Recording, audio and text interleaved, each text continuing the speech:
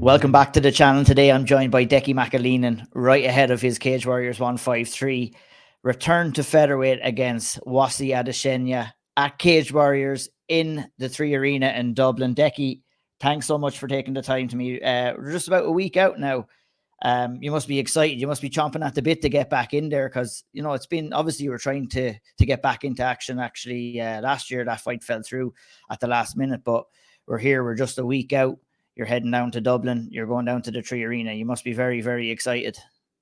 Yeah, buzzing to finally get back there. I think it was Paddy's Day or the day after Paddy's Day last year was the last time I fought, and then with a fight falling through at the end of last year, it's been too long, and I think though like everything happens, John, like for certain reasons. I think it was the day I was meant to fight. Uh, my old boy took a bad turn, and it could have been an awful lot worse if he had been heading down because he's working over in England. It could have been an awful lot worse if he was coming down whatever the motorways are called there. He could have been killed. You know, so Yeah. it was just lucky that he was stuck in a wee village and the fight wasn't happening, so that he was on quieter roads. So I was happy that look at fuck it was a kick in the balls whenever the fight fell through, but it wasn't meant to be, and it could have saved him, like, you know. So Jeez, yeah, that's crazy. So, in a likelihood, if that fight had been going on, he would have been heading on down to watch you, and things could have got a hell of a lot worse. So kind of fate kind of yeah, saved him a little bit in a way, although it was yeah, probably disappointing. You put things into perspective, really, don't you? yeah. That's it. It doesn't be too long. Like it was gutted, obviously, in the build up to it, but then they said whenever Mark came over in the house and we had to get I had to get her flights over, that he was being rushed in for a heart surgery. Like, you know, it was fucking the fight. The fight, Curly. You know, like you forget about it, brave and sharpish. Like, you know, so. Look, it wasn't meant to be. He's on the mend. He's well, not on the mend. He's made a full recovery. So we're here now, ready to go for next week, and it's just a learning curve. Like, you know, it wasn't a camp wasted. It wasn't a camp that, you know, like that went to that went to waste. As I said, like it actually worked out well. I broke a bone in my hand about a week before the fella pulled out. So it was probably another blessing that he did pull out, that I didn't have to fight then with one handed. Like, Yeah, that is crazy. So yeah, I'm glad that worked out for you. I'm glad to hear that your dad is doing well and is back on the mend as well. That's great news. I just wanted to ask you, like right now, you're coming into the stage of your career. You're obviously an active fighter. You're coaching. You're doing the one-on-ones. You're an active promoter as well. Or fighting championships, massively successful show since you got that going. How do you find balancing all of that together? You know, do you find that it helps you? Is it more difficult? Obviously you've created these scenarios for yourself because you know you're probably going to be capable to be able to balance them all and juggle all the balls. But how has it been? Like, because Ur is what 6, 7 shows in now, and you know, obviously you've been balancing the coaching and the fighting for quite some time now. yeah, it's one of these things. If I don't have stuff to do, that's when I get myself into trouble. You know, so having so many things going at once is brilliant. It doesn't give me time to have trying to get myself into any bother. So Mm-hmm. that's the way I like to do. Just keep myself busy, keep myself on my toes. If it's not one of the boys fighting, it's myself fighting. If it's not me fighting, it's the shows running. You know, so like there's plenty to be done, but it has been, not that it's been hard. It's only been sort of recently talking to one of the coaches in the gym, the boys like further on than me. I am gonna have to start trying to balance now. Don't like and reward yourself for this the one the each thing that you're doing. So that's just like it is. Look, I'm happy with what I'm doing. I'm happy being kept busy. I'll see if this suits me after this fight. Maybe don't take a couple of days off, do whatever, go away somewhere. And if it suits me, then I'll do that from now on. If it doesn't suit me, I'll just keep doing what I was doing, because it wasn't broke. It wasn't as if I wasn't enjoying it, John. Like, so I'll just take it as it comes, you know. Yeah, that's it. Like I admire you in certain ways because like, you know, to be able to balance that and then obviously, you know, putting your own career out there in front of everyone to see as well. Like fighting can be such a selfish sport, but you seem to get a lot about like giving back to the younger fighters, especially in your area in Newry. That's basically why you started up your promotion there, to kind of give the lads maybe some of the chances that you never had as well. So I think it's a credit to you that you're balancing all of that. You're not just putting yourself forward, you're thinking about the people who are going to come behind you as well. And you know, that can kind of get you into a certain mindset as well coming into to your next fight as well, I guess, couldn't it? Yeah, no, definitely. I appreciate that as well. Like it was started to help to give the local boys somewhere to fight, John. Like and sort of Torres is a small gym, John. Like we don't always get what John like what's needed, John, like for to progress the club because we aren't one of the bigger gyms. So having a show like that in Newry now, the show's actually taken off. That now the people that have helped me, I help them, you know, like and there's like just a consistent like support from certain gyms and certain fighters that coming forward now, like I'll do whatever I can be, doing like towards the end of their amateur careers, the start of their pro careers, to try and help them and keep pushing them forward as well. You know, sort of like you support me, I'll support you, sort of thing. Like, you know, Yeah. like one of the ones with that is Alex Yankov. You know, like he stepped in and fought Marcin on a week or two's notice and give him a good fight. Then there was a bit of issue with the weight, like, you know, like the accepting weights and stuff, and then it was just so easy to deal with them. You know, they wanted one thing, Marcin wanted something else. Then it was able to, both sides were very easy dealt with, and the fight went ahead, and it was a great fight. So I says, look, we'll give you a fairer crack at the whip this time. We'll get you like a proper match at featherweight and give you the full fight camp that, you know, that you deserve. And then he's stuck with us as well now. That he's not stuck with us, but he has stuck with us, as in John, like he enjoys the show, so I'm happy to help him build his career and hopefully then get him on to the likes of Cage Warriors or PFL or wherever he wants to go on after that. That was one of my initial goals for the show, was to get Marcin back on his feet and get him on the likes of Cage Warriors or a bigger show. And whenever the fight fell through on uh, the Leon Hill match was there, and that got sorted. Then it was just a bollocks with that Leon's from Team KF, just with the connection I have with Chris and the boys. I would have been back and forth doing bits of training with them for this camp, but just with Marcin's my long term teammate. He's a brother of mine, like, you know. So just for this fight camp, we've put that in the back burner. 100%, yeah. And that was something I was going to introduce maybe later into the interview, but we're here now. You are fighting on the same card as Marcin, who's kind of, you know, had a career resurgence over the last couple of years as well. You know, two of you guys always kind of molded each other on going in there and taking the hard fights as fighters. Like, I mean, you've always said that. I think Marcin has done the same. So, I mean, you know, records can be deceiving and stuff like that. Marcin's at 7-6, you're at 7-5-1 at the minute. But it's crazy that the two of you guys have kind of come on the same journey, have the same attitude. And now in just a week's time, you're going to share the 3 arena. You're going to be on the big stage in Cage Warriors. And, you know, that must mean a hell of a lot to you to be able to share that with someone like Marcin, who's been there with you since the longest time. How long is Marcin with you now? For almost his entire career, isn't it? Yeah, but he's been with Torres his whole career. I think I've been training there maybe 12 years.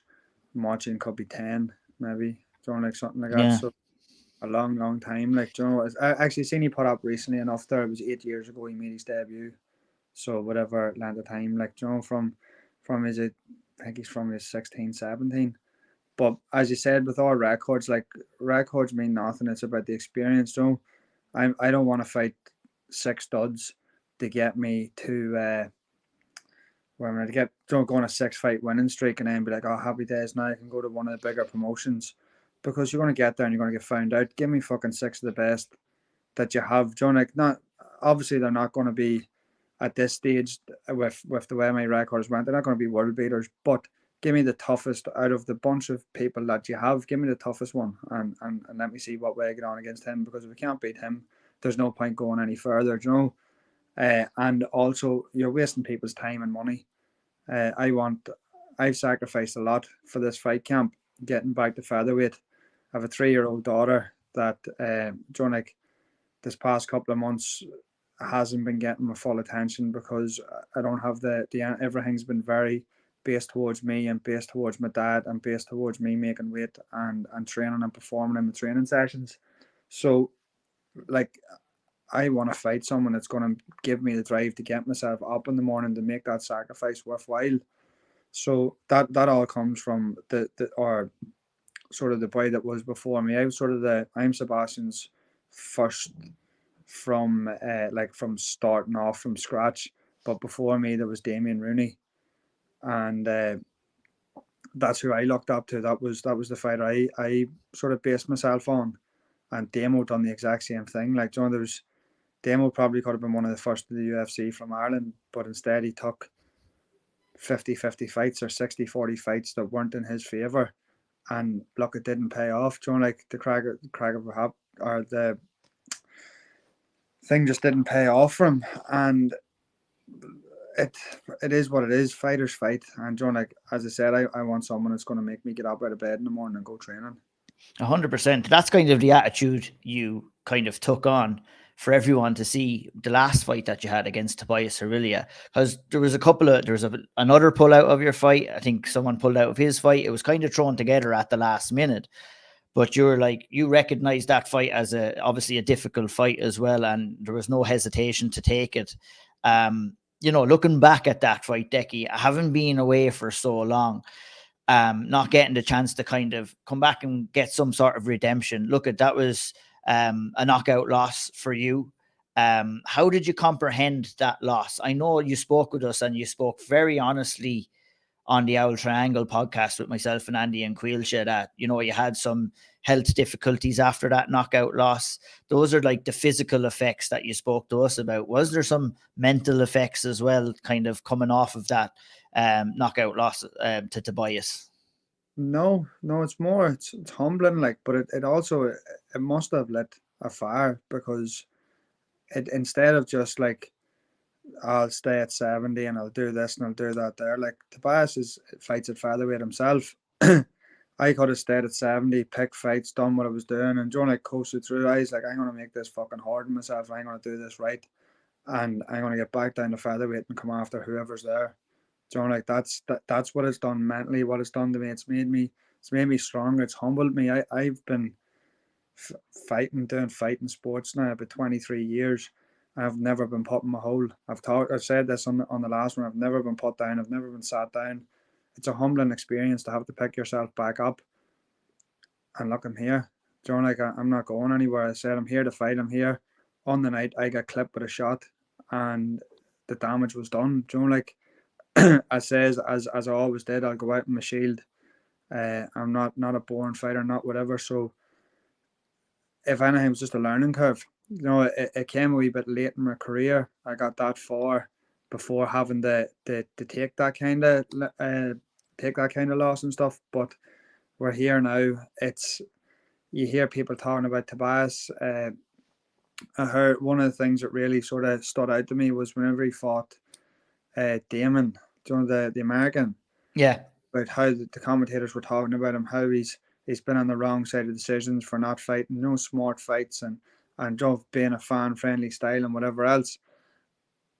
I went out to stand with him and go, because that's what I wanted. That's his most dangerous area. That's where I wanted to test myself against him. I didn't want to test myself against him in the grappling. But hearing people patting him on the back and then seeing highlights of me getting dropped, I'm out to win fights now, and I'm out to win fights in good fashion. Like, whether it be, it's back to mixing it all up again. I'm a brown belt in jiu-jitsu. I can wrestle, I can strike. I'm going out to finish someone, John, like, and that's the plan, and it's sort of to kick up the horse that was needed. Yeah, was that kind of something that you've had to kind of deal with to kind of maybe push those feelings into the background a little bit? Because ever since, I've seen you fight and I've heard you talking about fighting, you not necessarily wanting to prove things to anybody else. You want to prove things to yourself. You want to put yourself in the most difficult test. So like it's kind of good in a way to hear you talking like that, where you want to mix it up more and show people that you're not just a guy who's going to go in there and stand and bang, that you are a mixed martial artist, you have a ground game and stuff like that. So is that, when you say that kick up the arse, is that kind of a kick up the arse in the mentality of what skills you're going to be bringing in there when you're coming in against Adeshina next Saturday? That's exactly it, yeah, because like the striking with Tobias is 50-50. I guarantee you my grappling was an awful lot better, but I had no intentions of shooting and taking him down. I think the first clinch, I took him down, stepped in the mount, and he went to try and get back up, so I stood up with him. Do you know, like I had no intentions of doing it, like, and it just happened so easy. So I think it's time to getting back to doing MMA, getting back, like not just going in for a fucking Thai boxing fight with 4-inch gloves on, like in an MMA rule set. I'm going out, if I get the opportunity, I'll beat this fella up against the cage. If I get the opportunity, I'll take him down, I'll beat him up there. If it happens where I'm on my back, I can submit him off my back. It's time to just to put everything together again and get back the way I should be. Yeah, look, it's funny you're saying all that, and it's great to hear. But still, I'm looking at it from the outside in as you're moving down to featherweight, and we're probably talking about the 3 or 4 hottest prospects that are existing outside of the UFC or any of the big organizations. In obviously Paul Hughes, we can still consider there in the featherweight division. We have Vucenic, we have Morgan Charrier. So in certain ways, it's great to see you challenging yourself still at this late stage in your career, because look, you could go and you could not choose to cut weight. You could stay fighting at lightweight, but that fire is still there inside you to challenge yourself. It's just more so maybe doing it in more of a smarter manner, perhaps. Is that what you're kind of alluding to? Yeah, but that's it. It's sticking to. It's not being stupid with the plans of the fights. Like even like something else that I forgot to mention, like with the Tobias fight, I had a different opponent. Like I had a replacement. First of all, the fella pulled out. Then I had a replacement that wasn't announced, and I got a phone call after my last training session on the Monday, off Ian saying, "Look, this has happened. This has happened. What about scratching that opponent and fighting Tobias?" And I was like, yes, that's dead on. Give me 2 minutes to confirm with the coaches. Told them, and they were like, "Yeah, go on ahead." So the opponent that I'd known about for about a week and a half, it wasn't released yet, and Tobias then became the new one. So it just, as you said, it goes to show I'm at the fight. Give me the best you've got, and or the best that you're going to give me, and that's who I'll fight. Like Yeah, I seen you posting up about your move to featherweight, and you said specifically in that post you're moving to featherweight for a reason. What is that reason? Gonna go on a run here and show everyone how good I am. As you said, it's a very, very talked about division. There's a good couple of fighters in it, like Tobias, your boy Damon from the States, there too, that you like you haven't mentioned. You've got the 3 that you did mention. There's a good Ryan Shelley is there as well, There's a squad of people there, yeah. And it's a fight that sort of, like I wasn't a small lightweight, like by no stretch of imagination. Whenever I was fighting a lightweight, like it was still, I never wants to get in and feel outsized or outstrengthed by anyone. But this is where it's going to suit me. This drop back down to featherweight now, knowing everything that's gone in that, knowing the work in the background that's happened.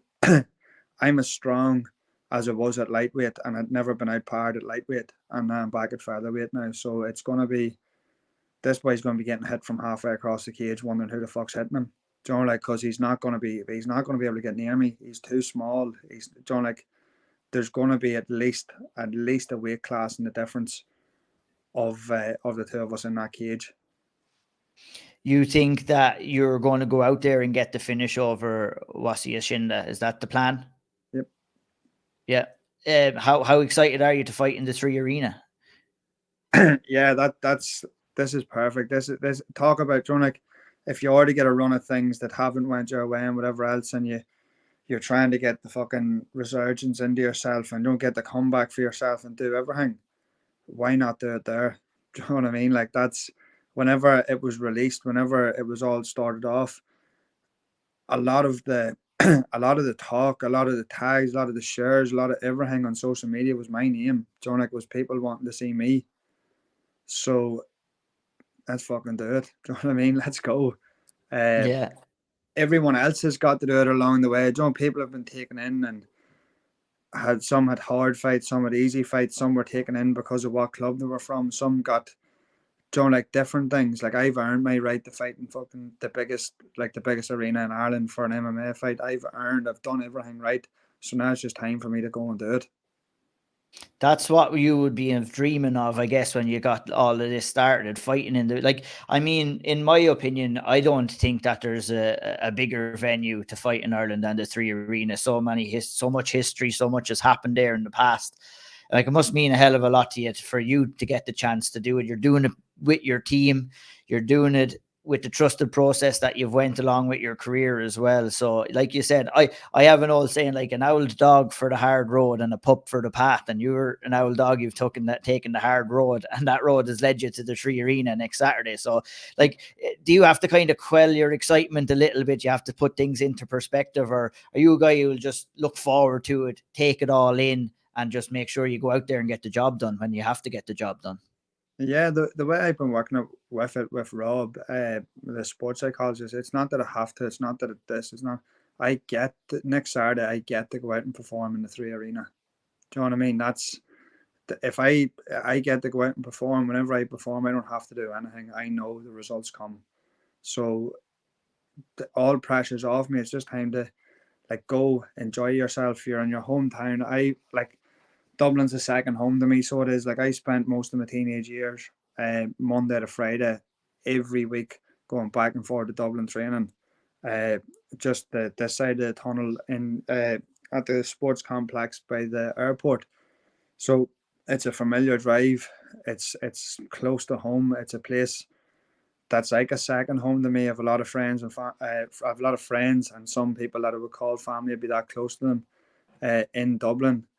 So I'm looking forward to going and getting to put on a show at home. Like, The Mcaleenan army is going to be well out in force then, so they are down there. It must be great to be able to do it as well. Because a couple of your fights happened through the pandemic and there wasn't too many crowds there and everything like that. So now you have the big stage and you're going to get the support as well. That must mean a hell of a lot to you too. it definitely does. Yeah, like, the first fight in Cage Warriors was in London in the Three Arena. I think the second one was in the BT Sports Studio. So you're only allowed to take 15 or 20 people with you. So that was a pain. Then Cork, I got the fight down in Cork, and then three fights in lockdown. Three fights, four fights, 3 or 4 fights in lockdown, and one out of it. So this will be good. This is the homecoming. This is the one to get me the credit that I deserve. Do you know what I mean? This is the one I get Mm. to put on the show in front of everyone, in front of all my own ones, in front of all the other Irish fans, to show that there is a small wee gym in Newry and that we're producing something like. Yeah, no, that'd be great. I'm really looking forward to it. Before I let you go, I always appreciate the time. I'd love to pick your brain about a couple of the fights on the card. Look, we mentioned Leon versus your teammate Marcin Zembala. How do you foresee the fight going? It's a very interesting stylistic matchup for both guys. Both coming off good runs last year, coming into this fight full of confidence. How do you kind of see, you've been getting an up close and personal look with Marcin over the last couple of weeks and preparing with him? How do you see that fight going with Leon Hill? It's a great fight. Like, it is two. It's a shame, pretty, that the two of them, like, for a local level fight, the two boys have put in an awful lot of work and got themselves into a great position. It's just a pity that it's had to happen. You know, the two of them have had to fight each other. Uh, as I said, Margin's my boy, though. I'm backing him 100% in the fight. Like, Joe, Leon's a great fighter, and I've nothing but respect for him and the Team KF boys. But I've seen on the daily what Marcin can do, what level Marcin's at. So I'm looking forward to finally seeing him get this, pretty much the same as myself, if not a wee bit less. Like, because I did get a fair crack at the whip at the start, uh, getting the credit that he finally deserves on the big stage, not being taken in to these fights, don't like into someone else's hometown to do. I know Leon's from Dublin, but getting taken into don't being thrown over to England to fight someone, or don't being taken here to fight someone. Don't like this is Marcin's first fair crack at a big show, like so. I'm looking forward to seeing him get the job done. Yeah, it's going to be very interesting to see. Obviously, two guys that we mentioned already that is fighting a fantastic fight.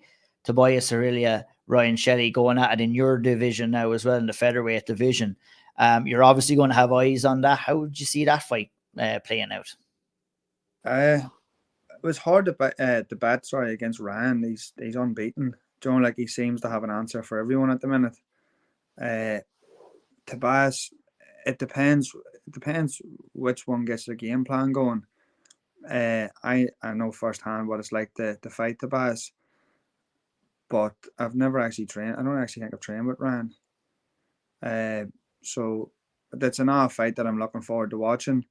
But it's hard. It's going to be hard coming in and beating someone in Ireland. Like, it's skill. Like there's an extra added pressure. Like a superpower for any Irish fighters, really, that are fighting in that 3 arena. Like, bring something special in there, don't they? So it's gonna, like, if Ryan sticks to a game plan, I see exactly how he beats him. And if not, it could be a bad night, because Tobias is a dangerous fighter. Or not even if he doesn't stick to the game plan. If he makes one mistake, Tobias is there and he swings with bad intentions. So that would be a fight, like, well, it's far enough up the cup. That'd be a fight to watch. Like, that should be a good one. Oh yeah, that's one of the ones I'm almost most looking forward to watching. It's very interesting stylistic matchup. Look, to talk about yourself, and you're planning on going in there and getting a win. If you go in there, get the finish, like, you're not looking to get a win. You've been telling me you want to go out there, you want to put on a show, you want to get a finish. If that happens, where do you kind of see yourself in the landscape of the featherweight division in Cage Warriors? Are you looking at the likes of Tobias as well, looking to try and get that one back? Maybe looking at the winner of that fight, or do you think that those guys will maybe move on for a contendership fight? Where do you see yourself? How far do you think you are to be considered to be in the title picture in Cage Warriors? Probably a fight or two after this. Like, that's, well, probably 2 or 3 fights, like, and just depends if I can put this boy. We'll see what way I finish this fight, and it could be hard to deny me a big fight after this with the noise that's going to be coming. And if I can pull something off, they might just give me the big fight next, and then that could put me in line for something, or if we don't get something spectacular and we just get a finish nice and, like, not safe, but like just like a decent finish, then it could be another fight or two before we get somewhere. Like, but listen, there's as I said, it's going to be a big difference. This was a good fight for me 4 years ago whenever I started in Cage Warriors. That's the kind of experience this lad has. Sorry. I've been round the block, as you said about the old dog. Like, I've been round the block. I've seen near enough everything now. Like, I haven't been round the block and fought all right fighters. I've fought some of the top featherweights, and I fought some good lightweights as well. So let's see what he brings to the table, and we'll see all the answers that I have for it. 100%. Looking forward to seeing. Before you go, look at you. You have a newer fighting championships that's coming up pretty soon as well. Tell the people what's coming up and when that is. Yeah, so the next Ur7 is on the 25th of June up in Newry. I think there's 24 or 25 fights matched at the minute. Obviously, I'll probably match between 26 to 28, and then you usually lose. Lose some that you just can't. You jiggle things about, or you might lose 2 fights and make 1 fight out of losing that. But at the minute we have 2 pro fights, which is Mickey Pereira is going to make his pro debut at flyweight against Mario George from Phantom. Nice. And Aaron McDonald's going to make his pro debut against Maga Sarabov. Nice. So Tiernan Loughran's fighting Rory Lavery for the featherweight belt. There's I think there's 2 or 3 title fights and there's 2 pro fights. Hopefully, get Alexander Yankov matched, and we'll see what the crack is with Marcin as well, and then just take it from there. See what else there is to be made. But as you said yourself, the show's only going from strength to strength, and from start to finish, you could swap the undercard and put it as the main card, and the fights would be as good. You know, so that's done now. So I can sort of sit back, relax the next week or two, get this fight out of the way, and then focus on that then after. You know. That's it. Like keeping yourself busy inside the cage and keeping yourself busy outside the cage. That's Decky Mcaleenan 101. And look, you're a man who knows a good fight, and you'll see plenty of good fights that were fighting championships. I've enjoyed all the shows that have gone on. You can check that out on June 25th. Canal Court again, is it? Yeah. Canal Court will be on there. It's available on pay-per-view if you can't get there. But it's all eyes on this or next Saturday, April 29th, Cage Warriors 153. Decky Mcaleenan is going in there to take on Wasi Adeshina in the featherweight division in the 3 Arena. A big occasion, a big card. I think there might be still a couple of tickets available if you haven't got them yet. You can also watch on UFC Fight Pass. Decky, I appreciate the time as always, my man. I wish you all the best next Saturday, and we'll speak to you soon down the line, my man. Thank you, brother. Thank you.